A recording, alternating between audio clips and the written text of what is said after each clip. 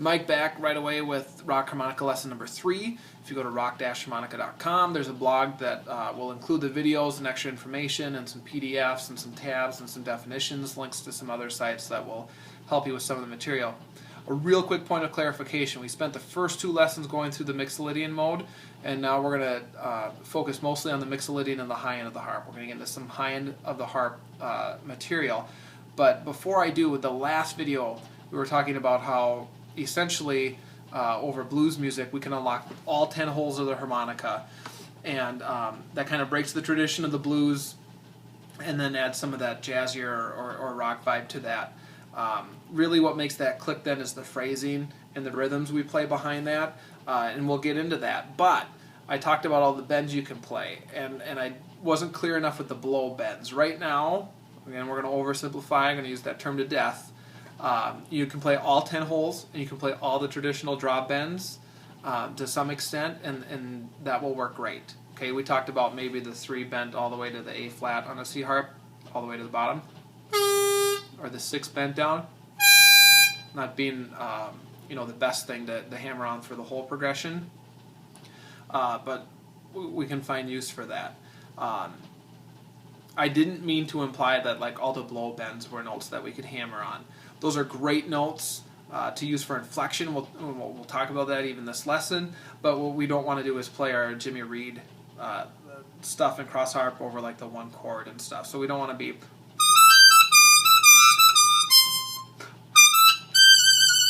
Okay, that totally works over the 4, totally works in first position. Not the best note choice for second position, whether we're playing blues or rock. So if that doesn't make sense, post a comment or send me an email and I can work on clarifying that more. But my apologies for not thinking that through a little more. Our objective today is, we talked about the Mixolydian mode through the whole harp, is to get you playing on the high end of the harp, because that is generally recognizes like the difference between being a blues player and a rock player, more so than some of the technical aspects, or just getting into that top octave.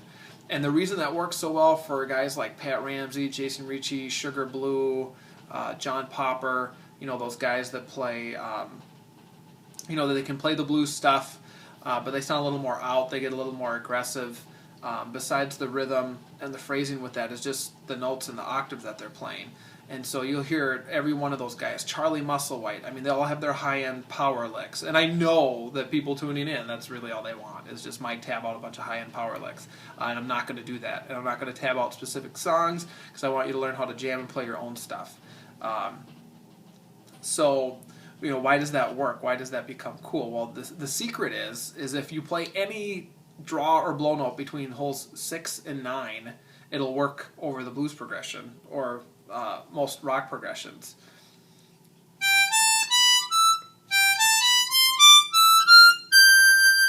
Because you have the Mixolydian mode right there, right? That's part of why we started with it, so we could get on the high end of the harp without any bends.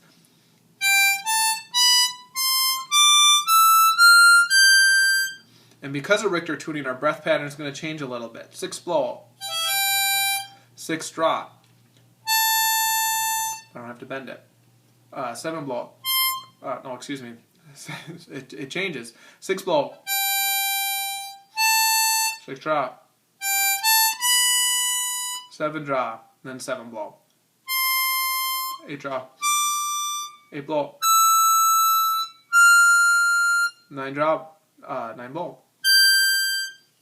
So we have the Mixolydian mode. We can play that over blues stuff. It's essentially an extended blues scale. It's the full scale that the chords of the blues progression are built off of. So I can play anything up there and it'll work. Now, will it sound super bluesy? No, but that's not our point. If you want to learn to play it super bluesy, watch a blues lesson video thing, because this is geared towards rock, right?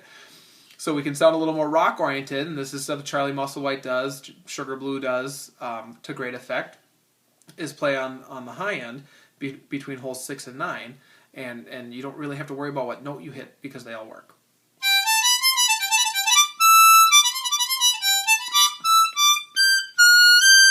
So there's a really poorly, sloppily played riff on the high end of the harp.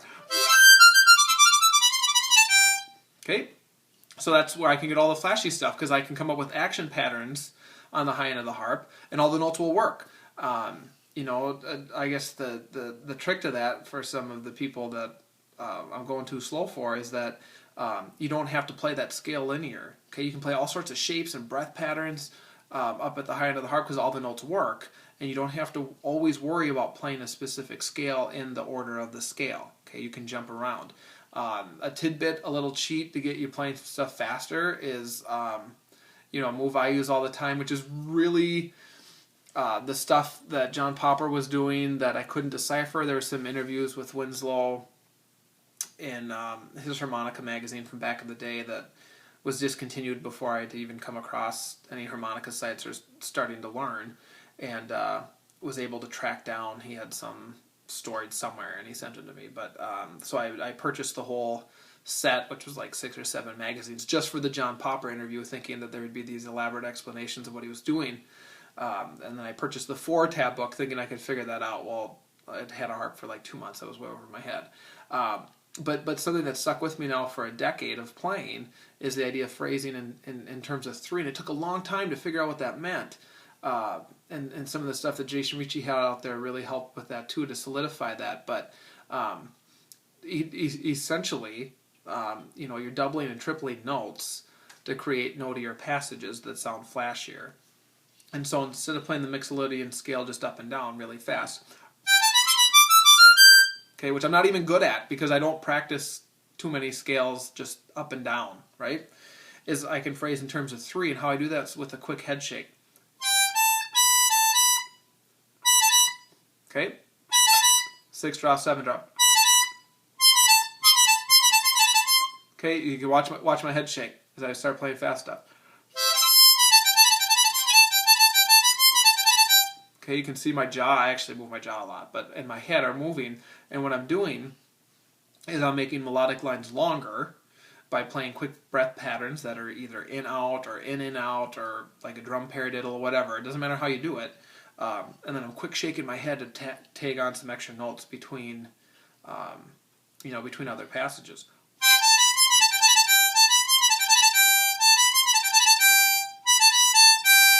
Okay, so as I'm playing, something maybe more linear, more up and down, an easy breath pattern of just blow in, blow out, you can quick add the little head shake in there, and all of a sudden you doubled, tripled, quadrupled. As you build speed, you can take on a lot of notes to melodic lines, and discovered very quickly that was kind of the default move of your John Poppers, Jason Ricci's, Pat Ramsey's. Not so much Sugar Blue. He can be pretty linear. He can be pretty up and down with some of his riffs. Okay, so what I'm playing there is I'm just kind of going in and out, in and out, in and out, and then a quick glissando up. Okay, I'm not taking on any of those. Triplet's not the right word, but it's sort of a similar premise. Okay, there I'm doing a lot with the riffage, that Sugar Blue riff. I think Red Rooster maybe is even on a C harp, his version, and starts like that. And so as you're just jamming on the scales, coming up with breath patterns that work real well, or just fit naturally. I mean, they work, and we're oversimplifying it. There's some things we could do to make that sound a little more sophisticated, but for now, if you're going for flash factor, the high end of the harp, you can blow in, blow out, you can throw your head shakes, whatever. And if you're playing those things fast, they're going to sound flashy and cool. So I jumped into that about, 2 hours earlier than I should have, but that's the way you can take that stuff on. So a good takeaway here, to kind of conclude the lesson, is you have that Mixolydian mode between the 6 and 9 holes, and if you're just playing blow draw notes, you can't play a wrong note right now. And if you're trying to build some speed with things, that's not always about just playing a scale or scale pattern up and down.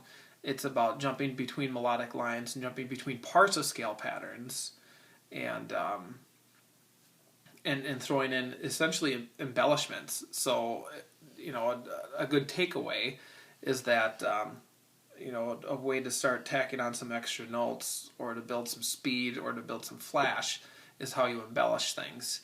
And by that, I just mean think of, you know, I guess, well, part of my reservation in even starting this series is that even though I have a background as an educator, I've never really put a lot of critical thinking into how I play harmonica in order to articulate that to other people.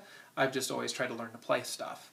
And so kind of an aha moment for me was even just a year or two ago where I realized I was trying to play melodic lines, and then while playing those lines was tacking on extra notes and some of the flash factor with you know, a change in dynamics or speed, and you know, I would call those embellishments. So instead of playing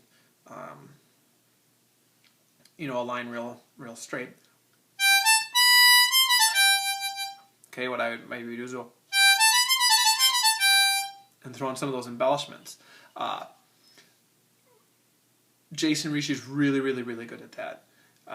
John Popper does that all the time.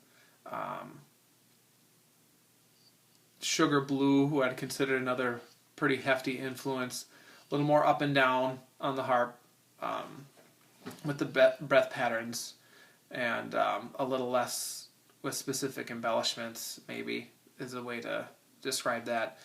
Pat Ramsey, whose style's kind of hard for me to, it's not the speed, it's just that I don't, you know, he does the triplet thing. He totally does that, but he kind of sticks to the same really fast kind of da-da-da-da-da-da, and it's still pretty linear, right? He's kind of going up and down a pattern and jump into another pattern. Whereas I'd say like Jason Ricci and John Popper, they're very quick. They'll start a pattern and then they're very quickly in another one. Or they've learned a pattern and then they've learned ways to embellish it. And so another example of that, you know, would be the major scale, just like a first position major scale. And then turning that into a breath pattern that fits scale drills from a, you know, a book. Okay, so I'm kind of doing a major 4 pattern there. Okay, and I'm playing a breath pattern, but what I wouldn't do is play that whole pattern up and down the harp. I would play maybe that middle part of it and then throw in some embellishment.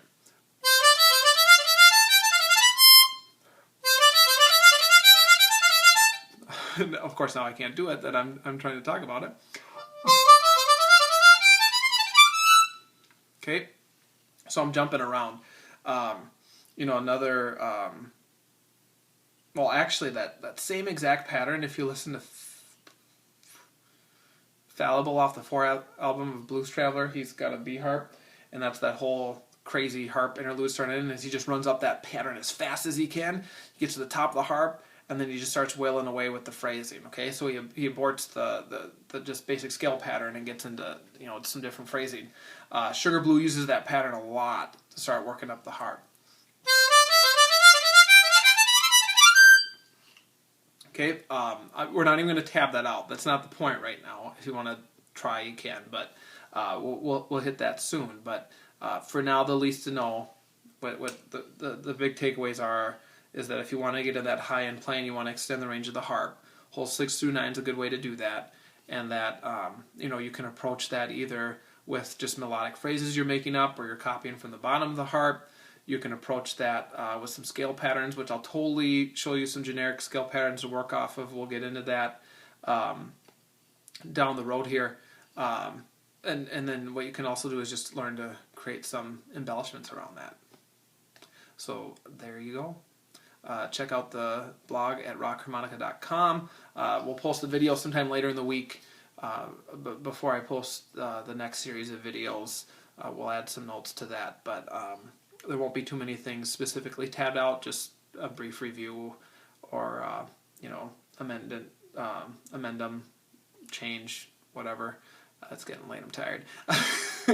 to the lesson with just any clarification or any points I missed. So don't worry about blow bends for now. Holes 6 through 9, just work on playing some melodies there. You don't have to play fast for it to sound cool.